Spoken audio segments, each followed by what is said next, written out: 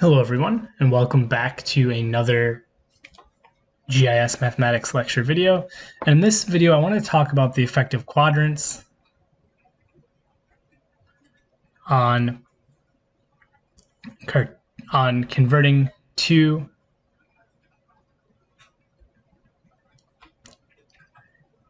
Cartesian chords. Right. And so even though we haven't really talked about this in the sense of quadrants, right, we have the same sort of structure, right? Quadrant 1, quadrant 2, quadrant 3,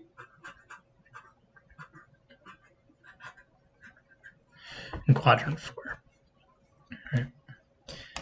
And so again, right, our distance never changes. But what does change is our angle. And so what we have to think about here is, what are we actually trying to get at? And I want to make the same sort of table that we did before.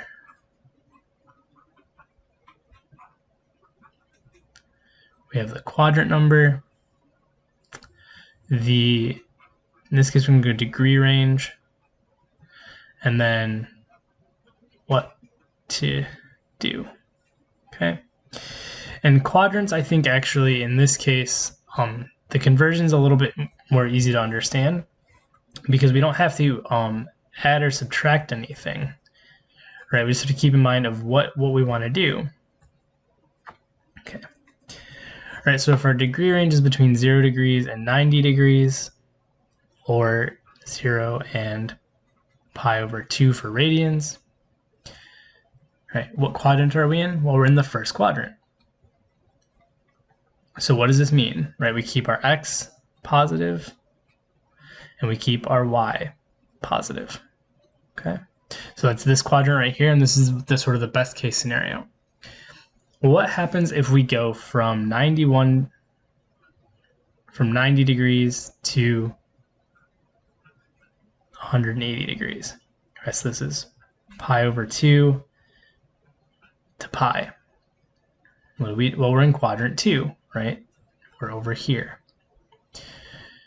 Well, what does being over here mean to us? It means our x's are negative. So whatever x result you get, you make negative, right? And then whatever y result you get, you keep positive. Okay. Well, what's next?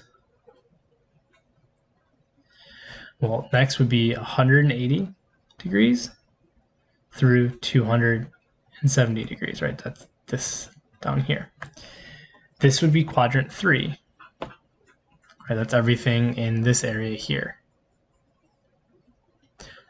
Well, what does this area here mean in terms of Cartesian coordinates? Well, it means we have a negative x and we have a negative y. Right? So to whatever you get, right? Because again, you're going to get the same values. Right? If we were to, let's just really quickly do this. If we were to take the r times the sine of 63, we were to take r times the sine of 146.3. So if we type in 146.3 and we do the sine,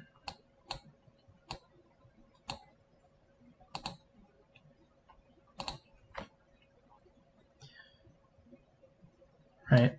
And then we multiply that by 3.6. Oops. We basically get 2. What if we do the y? So if we do 146.3, oops, sorry, 146.3, and we do the cosine, right, now we get negative. All right, so that's where this negative x, right, because x is the cosine in this case.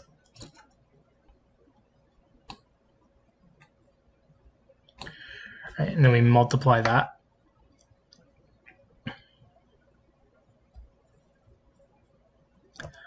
by our 3.6.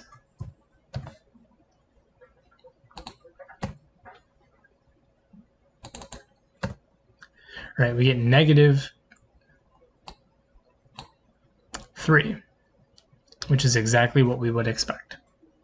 So again, right, it doesn't actually matter nearly as much, right, the conversions, but you just want to keep track that you're getting out what you expect to. Okay. And then finally, in quadrant 4,